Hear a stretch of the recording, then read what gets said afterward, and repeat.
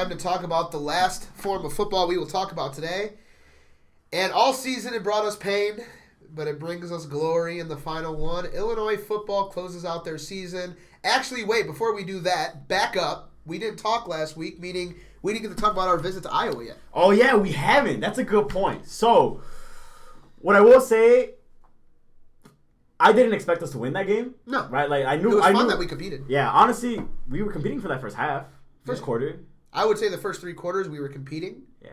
The first quarter we were winning. Yeah, we were winning. So that's different, obviously. But the first 3 quarters we were competing.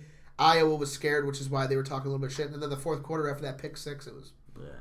But, I mean, it was competitive. And, like I was saying, like, I didn't expect us to win. But if we would have won, I would have been fucking apeshit. I would have gone apeshit. When we were up 10-0, we were talking our decent amount of shit to Iowa while we could. Because we knew we had a limited amount of time. Which, honestly, this is my first time I've ever been in a football stadium that's been full. Yeah, and they were looking around like, oh, this isn't that good. My bad, guys. And I was like, Yeah. I wish we could have this crowd at you. I know, dude. Like honestly, the traditions they have there, obviously the... One thing I will say, though, going off that, though, we've had the best attendance this year that we've ever had that I've been here. Really? Like, Northwestern still kind of sucked, especially the student section, but, like, we still had 30,000 people there. I didn't know that. But, no, like, most of our games looked way more full than any other games I had been to. Well, I mean, that shit does not compare to Iowa's attendance. No, like, Iowa had full, like, 70,000. I don't know exactly the metrics, but it was a lot of people. It had a fuck ton of people. That shit was loud. The wave was great. The wave was great. Felt great. The wave to the kids. That was wholesome. Love that shit. I love how they do the IOWA. I do, except for how long they do it. Yeah, they do it really long. Because they would do it from, like, as soon as the touchdown happened to the kickoff. So you're doing that bitch for, like, 5 minutes. Yeah. But even after that, they would keep it going. Like, yeah, it was weird. 2 or 3 more rounds after that. But they would get loud. Yeah. Like, it was, W, hey. Like, that shit was pretty dope. Honestly, I could see how that could be intimidating for, like, an opposite team. Like, that's what we need to do. Like, when we're chanting ILL, we need the crowd to say I and I back. That's what we try to get going, because that would be intimidating, too. Yeah, it would be intimidating. Imagine an entire crowd. So, I mean, obviously, I had a blast in Iowa. Oh, Iowa itself was great. Before we leave the football game and get to talking about that type of stuff, got to give credit to my people. Their marketing was shit. They let the team run out the tunnel a little too soon. The video timing was off with the clock timing. They didn't really play music. Their PA system was dog shit. It sounded like I was at like a high school soccer game, like I was at the West Stadium, but you were walking by the buses. So it looked like it sounded echoey. Yeah. So it was like that. Like personally, I went there to have fun. I had never really been to a sports game in general as a fan in the longest. Yeah. Like school wise, obviously I've been to a couple pro events, but still, I was looking at a lot of what they did that we would control, and they didn't do it as good as us. So that made me feel better about myself. But the team did lose. Maybe on top. The team did lose, but the marketing team didn't lose. And speaking of not losing, we did take our pictures against Northwestern. But before we get there, Iowa was fucking lit. It was a good time. They have a lot more bars than U of I, which means no line and no cover, which was a weird feeling at first, but it was lit because I was like, oh, we could just leave and then walk into a different one and start drinking there. And if you wanted to, you could come back to that right. I was like, I could just slide back. Like that's so I remember at one point, like, I hadn't taken my wrist. I did it on purpose. I didn't take any of my wristbands off. Yeah, we were playing basketball and you had them all on. Yeah, I had 5 wristbands on and I had like 3 stamps on my hand. Yeah. Like, that shit was...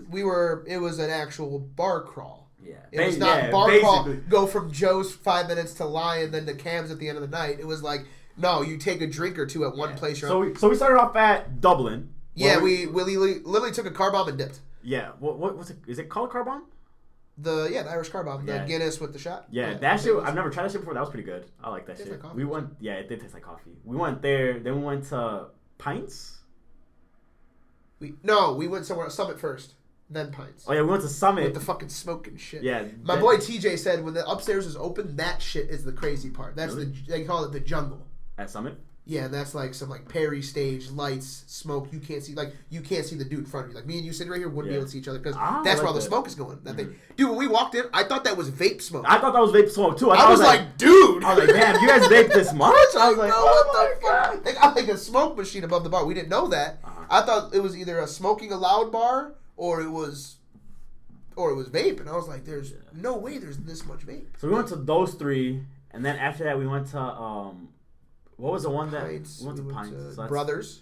with the big ass pitcher. Brothers. And then the next day we went to El Rey's. El Rey's was the next day. El Rey's was pretty dope.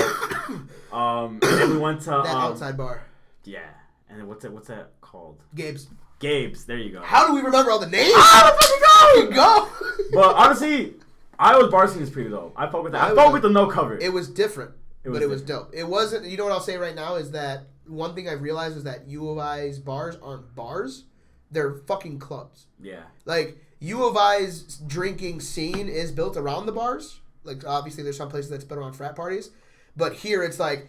You're going to wait in line, and that's part of it. You're going to pay cover, and that's part of it. And you're going to be cheek to cheek the whole night with kind of strong drinks. In my opinion, the U of I drinks were stronger than any of the ones I had in Iowa. I was going to say, the ones at Iowa did taste great, though. They tasted phenomenal, which is not what you really want of alcohol, because that usually means, at a bar at least, because that usually means, like, they're fucking you. Yeah. Like, that big-ass pitcher, I saw them pouring it, and it was like this much of the pitcher was liquor, and the rest of it was just filler. I mean, it was great. I got pretty sauced, though. I was pretty fucking sauced. Because what I'll say is that they did have like a variety, and it was like we just did so much so quick because when you go from bar to bar, it's a lot easier to get drinks real quick. Because as soon as you walk in, you're going to grab a drink. Yeah. When you're at Cam's or Lions, sometimes you have a drink in your hand that you all is the ice. You already finished chewing on the ice, and you don't get another one because you're just chilling. Yeah, exactly. But the way Iowa set up is like, no, you don't stay in one spot for a while. You keep going, and every time you enter a new bar, you're gonna get a new drink. Yeah, I did fuck with it heavy. I did fuck with their bar scene. Obviously, I like so obviously different because U of I has like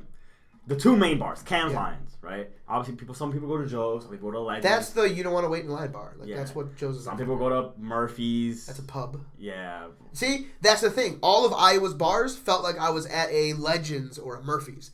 None of them felt, other than Summit. And El Rey's. I was gonna say El Rey's, that back room. El Rey's, that wasn't like either Cam's or Lion though. Yeah. That felt like Joe's back room. I was in some like underground shit, and someone was about to offer me fucking Molly. I was waiting on it. I was surprised I didn't. Yeah. That's when I had the one girl who was just like, "You're hot," and I was like, "What's up?"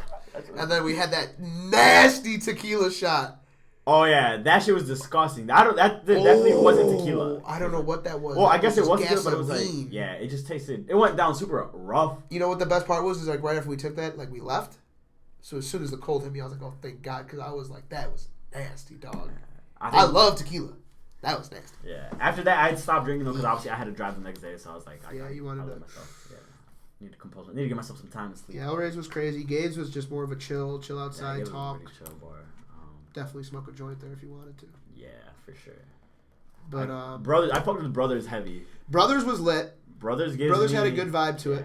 Brothers, and it had that little dance square. Yeah, that was kind of dope. I like that little dance square. Like a little section for it. Fuck it. Yeah. Little section for everyone. I'm gonna have to go back. And it was $7 for a pitcher of liquor. Like I said, they didn't fill them up with that much liquor, but it was a whole pitcher. So and it would last you a while because obviously you just drink. Yeah, the food. Very disappointed. Yeah, really isn't much to it. No, that's what I mean. Is that like when we pulled up, I'm like, what can we get? And they're like McDonald's or Pancheros. I was like, I had never heard of Pancheros until. Really? Yeah. It was just like you've had it. You had it now. It's just Chipotle. So that was a little disappointing. I mean, that one bar that we had with the chicken sandwiches, those were decent. The chicken sandwiches were pretty fine. It wasn't like amazing. Yeah, it wasn't. It was a good. It didn't blow me away by any means, but I enjoyed But like it. even like when I asked like what kind of like what's your food here, like they just kind of went like. And, like, if you ask someone that about the place they live, like, when someone asks me, like, what kind of food you got in Champaign, I'm like, oh, man, let me tell you something, man. We got some spots out here. Yeah, we do. They had no love for them, so I was like, oh, if y'all don't fuck with it, like, this is going to suck. Yeah, that's true. So, if somebody comes to U of I, what's the one spot? Like, they didn't know any part of Champaign, like, any of the restaurants here. Obviously. Okay, so my problem is that my favorite restaurant on campus is Watson's. Okay. Plain and flat, simple. That's my number one. When my dad comes here, when Elkin and Pie over here, Watson's. They're like, what? They're like, what's your favorite restaurant? I'm like, Watson's. They're like, let's get it. I always ask what people want because I truly think Champaign is Chicago-like, where it's like if you want something, it's up to you what your craving is, but they will have it. If you want the Middle Eastern, shawarma joint is actually legit.